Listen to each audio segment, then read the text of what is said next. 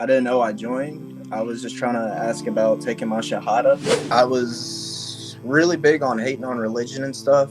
And then I tried to go into Satanism and stuff like that. But a night or two before, I had some dream about meeting a man with a big beard in the desert guiding me. And I didn't know what it was. I didn't know who it was until... Is there anything else that you'd like to add, or perhaps encourage others who are perhaps thinking about taking their Shahada as well, and they're just sort of thinking, oh, I don't know if I want to do it right now? And I didn't know I joined. I was just trying to ask about taking my Shahada. Okay. Can I ask, we'd love to do the Shahada, so let's just, since you've asked, let's do that first, and perhaps we can ask how you've arrived at this point. I leave it up to you. You can choose one of the brothers to do the Shahada for you. Me or Brother Irfan, whoever you decide to choose, I'll be happy with. Brother Abbas, you should just do it, inshallah. All right, Bismillah, Jazakallah khair. All right, so brother, I'm going to say in English first, and then I'll say in Arabic. So in English, you're going to say, I testify. I testify. That there is none worthy of worship. That there is none worthy of worship. Except Allah. Except Allah. And that Prophet Muhammad. And that Prophet Muhammad. Is his messenger. Is his messenger. And slave. And slave. I will say in Arabic now. Ashhadu. Ashhadu. An la. An la. Ilaha. Ilaha. Illallah. Illallah. Wa ash. Wa ash. Hadu. Hadu. Anna. Anna. Muhammad. Muhammad. Rasul. Rasul. Allah. Allah. Congratulations, my brother. MashaAllah. Welcome to the community, brother. Welcome to the community. Alhamdulillah. Take your time, brother. We're very, very honored that you contacted us and did your Shahada. Yes. And I would love to hear about your journey, brother. But take your time. I'd love to hear, take your time. If you need a bit of water or whatever, I know it can be quite an emotional experience. It can be quite, clearly it's perhaps the most significant decision I would say that anybody could ever make in their entire life. So take your time. If you need a bit of water or whatever, please feel free. I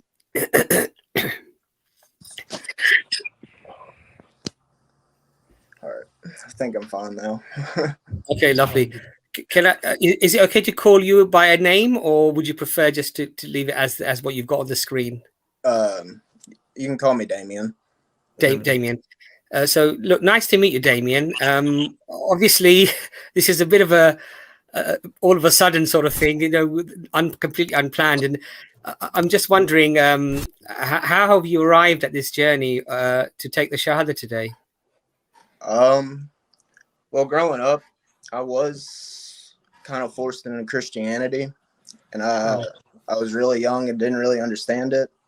And they made me get baptized and stuff. And when I got baptized, it turned me away from religion because, I don't know, I felt like I was getting drowned and felt unsafe, especially with the people I was around and stuff. So I became an atheist, and I was really big on hating on religion and stuff. And I don't know why. I was just young and didn't understand, I guess. And then I tried to go into Satanism and stuff like that, but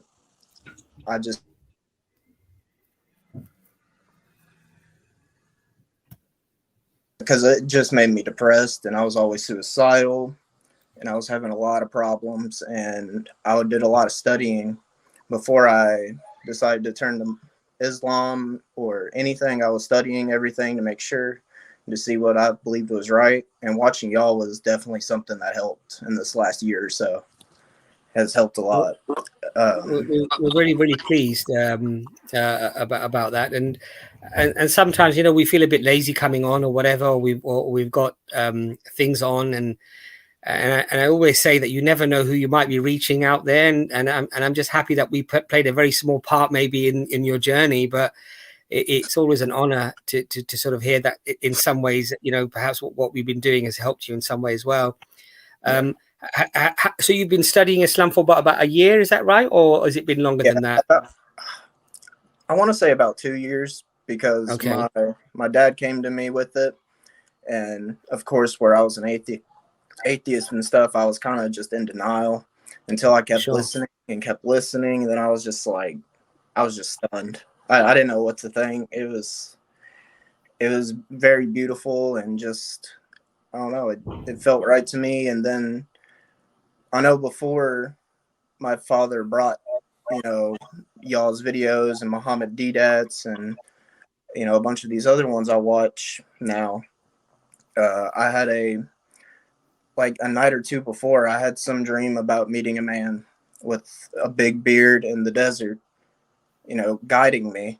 And I didn't know what it was. I didn't know who it was until I started educating myself on Islam. And I think that really helped me get here today. So, Damien, can I ask, is your dad American as well? And is he, did he convert to Islam, or was he born a Muslim, or? He wasn't born a Muslim. He was kind of raised in a Christian house, but not like, they didn't take it serious or anything. They didn't go to church or stuff like that.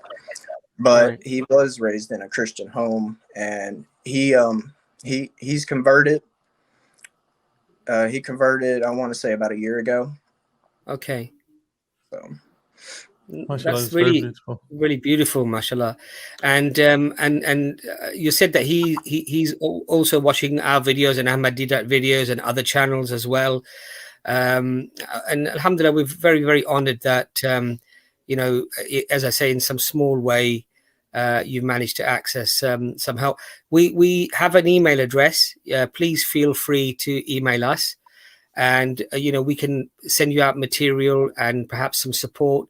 Obviously you don't have to mention it here, but on email, if you tell us roughly what area you're in, we can perhaps find you a local group or mosque. I mean, your father may well already be in line with that or in tune with that, and he might be able to support you through that. But if you need any extra help at all, please do email us, and as I say, we'll always be happy to help one of our brothers or sisters wherever you are in the world. I mean, the world has become a much smaller place now because of the internet and access that we have. Brother Arfan, did you want to say anything to Brother Damien? Yeah, mashallah. A couple of things I found very interesting in his story. One of it, like the last of it, was the dream, subhanallah. And I don't know if anyone has told you this, but there is a narration of the Prophet Muhammad, peace and blessings be upon him. And basically, in general, before going to that narration, when we talk about dreams in Islam, we categorize dreams in different categories. So we say some of the dreams, they carry a message, and they kind of reassure the believer, or are a sign for the person for guidance. And there are just dreams that are just because you think of something before you sleep, they just come into your head. But your dream is like, subhanallah, I really see it like from a dream with the meaning. And then upon that, there is another hadith where the Prophet, peace and blessings be upon him, said that, we believe that some dreams are even from the devil, and the devil can take other bodies in the dream to deceive you. But the Prophet ﷺ said, whenever I appear in the dream of someone, then the devil cannot take my shape. Like, subhanallah, it's like really seeing the Prophet Muhammad ﷺ. So maybe you could, even when you write the brothers from EFDawah an email, and we have the team in the background, you could even ask for the narrations of the Prophet Muhammad ﷺ, or the narrations that describe his physical attributes.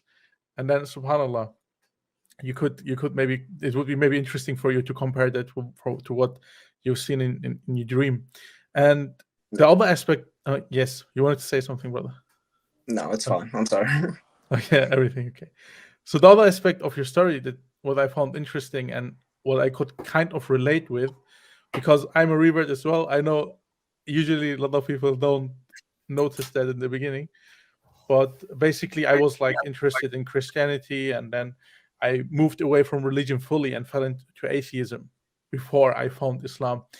And this is interesting because, like, subhanallah, as human beings, we often tend to go in other extremes when we lose faith in something. So for you, it was like you said you went in towards like Satanism or something, or as well atheism. And for me, it was like atheism.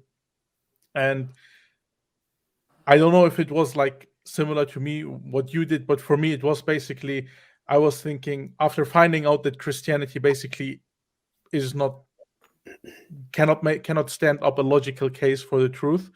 I was like, all the religions are like this. Islam is not going to be different, and this is why I didn't even gave Islam a chance until one day I found out how wrong I was. And subhanallah, I just wanted to ask if it was like similar for you, like when you left Christianity, you were like, oh, Islam is maybe just the same. No, I won't bother looking up for the other religion. Yeah, I mean, when I got into Christianity, I didn't even know what I was getting into. And obviously I fell out of it. One, because the church couldn't answer any questions. And two, because of that whole situation with me being forced into it and being baptized and how that went. And I mean, yeah, I pretty much I didn't want to look into Islam because, the stuff with 9/11 and all the news media that you listen to that tells you all the bull crap that is completely false. I fell into that. And so I just stuck with atheism, and I just finally decided to educate myself, and that's how I ended up finding Islam. Alhamdulillah. Damien, can I ask, does your father know that you were going to give Shahada today, or have you not told him? I haven't told him yet. So obviously we don't want to tell you to do that now on screen, but I'm sure when you do get a chance to do that, I'm sure that would be a very touching moment. And does he live close to you, or is he quite far away? Or I live with him, but okay. He's at work right now, so okay. Well, that might be a conversation maybe to have in person rather than over the phone. But yeah. I feel very happy for your brother, and obviously very happy for your father as well. Mashallah, he's come to Islam a year ago.